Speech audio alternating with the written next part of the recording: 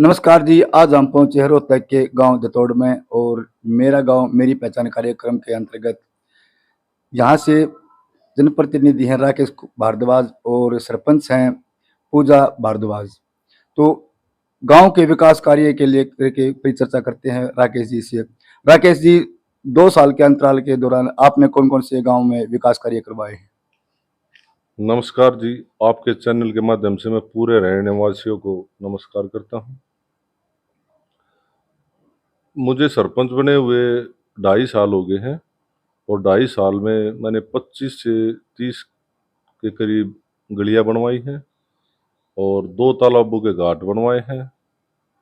और हरिजन बस्ती में एक तालाब था जिसमें पानी ओवरफ्लो हो जाता था, उसकी दीवार निकलवा के एक साइड की दीवार निकलवाई है और वो जो वहाँ पे कचरा भरा होता था वो हटवा के वहाँ पे गली बनवाई है। और 3 दीवार और बाकी है उसकी, लेकिन बजट कम होने की वजह से अभी वो काम रुका हुआ है। जैसे ही सरकार से बजट आएगा तो उस तालाब को मैं पूरा करने का पूरी कोशिश करूंगा। राकेश जी, राजनीति माने का कोई न कोई उद्देश्य होता है, तो आपका क्या उद्देश्य रहता है? राजनीति में आने का कोई उद्देश्य नहीं था। मैं तो इलेक्शन से 1 महीना पहले ही गांव वालों ने ऐसे ही बोल दिया कि भाई ये लड़का सही रहेगा, ईमानदार है और काम करने वाला है। मेरा राजनीति में आने का कोई उद्देश्य नहीं था, मैं सिर्फ गांव की सेवा करना चाहता हूँ। राकेश जी, बात की जाए गांव की जन समस्याओं को लेकर के, तो गांव में कौन कौन सी समस्याएं हैं?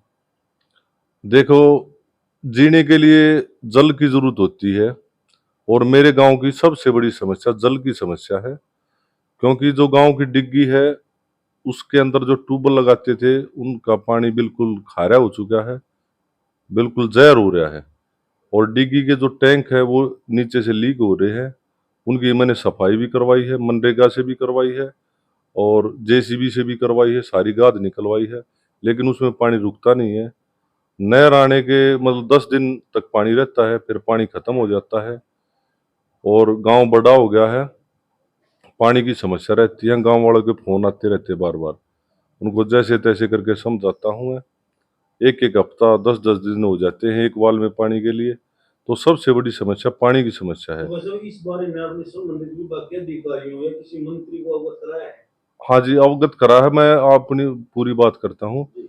सरकार ने हमारी समस्या सुनी है और जेएलएन नहर से पानी के लिए 12 गांवों के लिए ये पाइपलाइन जो है दबाई जा रही है। फिलहाल कार्य चालू है।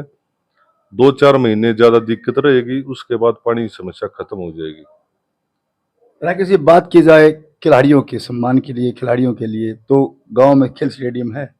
हाँ जी, खेल स्टेडियम है और उसकी 3-3, 4-4 महीने के बाद सफाई भी करवाई जा रही है। ट्रैक्टर से बवा भी रहे हैं। अभी फिलहाल काम लगा हुआ है, मनरेगा से उसकी सफाई करवा दी है। और सबसे बड़ा उद्देश्य, पहले स्टेडियम का दरवाजा खुला रहता था और जब से मैं सरपंच बना हूँ तब से दरवाजा उसका बंद करके बीच बीच में पानी भी डलवाया है। आप जाके देख सकते हैं, वहां पे कम से कम भी 100 पेड़ अब बढ़िया हो चुके हैं, 7-8 फुट के हो चुके हैं। और अब की बार मैं और ज्यादा पेड़ लगवाने की कोशिश करूंगा।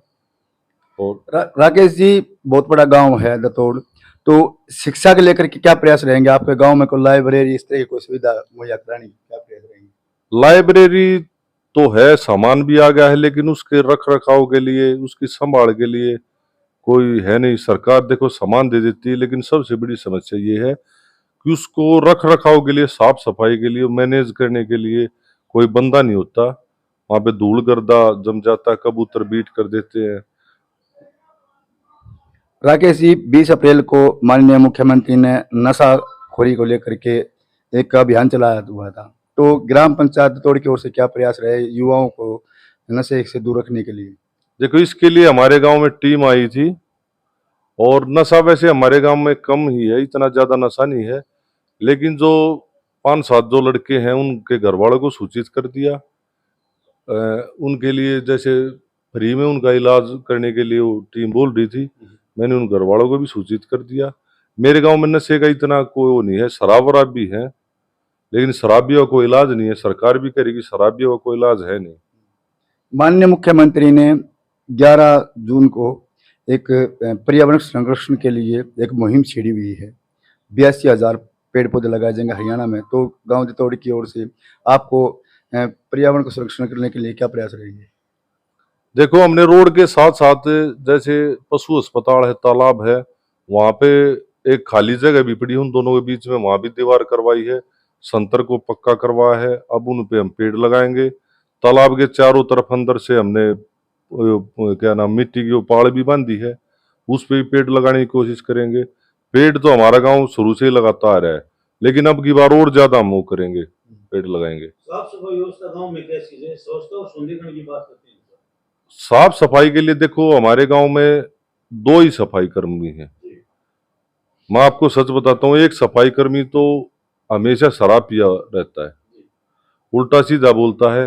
वो ड्यूटी पे एक बार आया, वहीं शराब पी रहा, मैंने जाके उसकी बोतल पकड़ के फेंक दी, तो उसने पीसीआर बुला ली, पीसीआर वाले ने उसी को धमकाया। अब वो पिछले 1 साल से नहीं आ रहा है, उसकी घरवाली आ रही है। ठीक है, मैंने शिकायत भी दी थी, लेकिन उसका कोई समाधान नहीं हुआ। फिर मैंने सोचा गांव की सफाई चाहिए मुझे, तो भाई ये नहीं आ रहे, शराबी हो गया है, तो इसकी घरवाली आ जाएगी। लेकिन वो भी 3-4 घंटे काम करते हैं, पूरा काम वो भी नहीं करते हैं। राकेश जी, देखा गया कि जो जन समस्याएं हैं, उन जो गांव में मतलब बहुत बड़ी समस्या होती है, उनको प्रयास करने के लिए मतलब क्या क्या कदम रहने वाले हैं? देखो, मेन बात तो बजट की होती है। जैसे मैंने पहले भी काम करवाए हैं, मेरा वो मतलब उसकी पेमेंट नहीं हुई है, मैंने अपने घर से पैसे लगाए हैं शुरू में।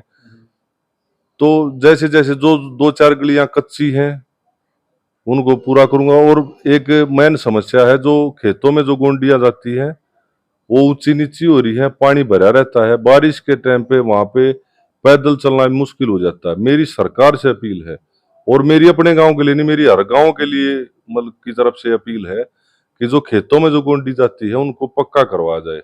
उससे पूरा हरियाणा मतलब खुश हो जाएगा। मेरी मुख्यमंत्री जी से भी ये हाथ जोड़कर निवेदन है कि हर गांव में, बस ज्यादा नहीं तो कम से कम 2 गोंडी तो पक्की करवाई जाए। उससे हमारी भी इज्जत बनेगी, सीएम की भी इज्जत बनेगी, सरकार की भी इज्जत बनेगी। ये मेरी बहुत बड़ी मतलब समस्या है, क्योंकि जो किसान भाई हैं वो बहुत ज्यादा दुखी होते हैं। बारिश के टाइम में जवार के भरोटे लेने मुश्किल हो रहे हैं। ट्रैक्टर ट्रॉली पलटने की संभावना हाँ, रहती है। वो भी संभावना बनी रहती है, पैदल चलने का भी रास्ता नहीं रहता। वैसे अब जैसे एक बात करें, हाँ जी, दिन प्रतिदिन ग्रामीण क्षेत्र में जो चोरियां की घटना बढ़ती जा रही है, हाँ जी, तो हाँ जी। उसको लेकर आपके सीसीटीवी कैमरे या स्ट्रीट लाइट को लेकर आपके क्या प्रयास रहे हैं और भविष्य में क्या प्रयास रहने वाले हैं आपके? देखो, स्ट्रीट लाइट तो बोल रहे हैं जिला परिषद के, वो उसके बजट से आएंगे, लेकिन मैंने अपने गांव के चारों तरफ मतलब फिरनी पे चारों ओर बल्ब लगवा दिए हैं, और गांव की जो मेन गलियां वहां भी लगवा दिए हैं। मतलब निजी खर्चे से, निजी ना, निजी नहीं, पंचायत फंड से। पंचायत। हाँ, पंचायत फंड से लगवाए हैं। और मैंने 2 साल मतलब दिवाली के अवसर पर लगवाता हूँ मैं। जहाँ जो खराब हो जाता है, हर दिवाली पे मैं एक बार जगमग करने की कोशिश करता हूँ गांव को। अभी जहाँ पे बल्ब नहीं लगे हैं, अब की बार दिवाली आएगी उस पे लग जाएंगे। धीरे धीरे करके गांव के हर खंबे पे बल्ब लग जाएंगे। नहीं, मतलब दिवाली पर ही क्यों? यदि मान लो बीच में खराब हो जाता है, आज आपने को बल्ब लगा दिया और हाँ आज जी, खराब हो गया, हाँ जी। तो क्या वो दिवाली पर ही क्यों आपने ऐसा बीड़ा नहीं, उठाया? उससे पहले नहीं कर सकते? नहीं, नहीं, मतलब एक ऐसा हो जाता है ना कि 1 साल हो गया भाई, कम से कम 1 साल तो होना चाहिए ना। जी, वैसे बीच बीच में मिस्त्री, एक मिस्त्री है अपना दोस्त ही, उसको बोल देता हूँ, क्योंकि सीढ़ी लंबी लेनी पड़ती है, ऊंचे खंबे हैं। जी, अब बार बार उनको कह नहीं सकते, उनको भी वही एक बार वो दिया जाता है साल 6 महीने में ही।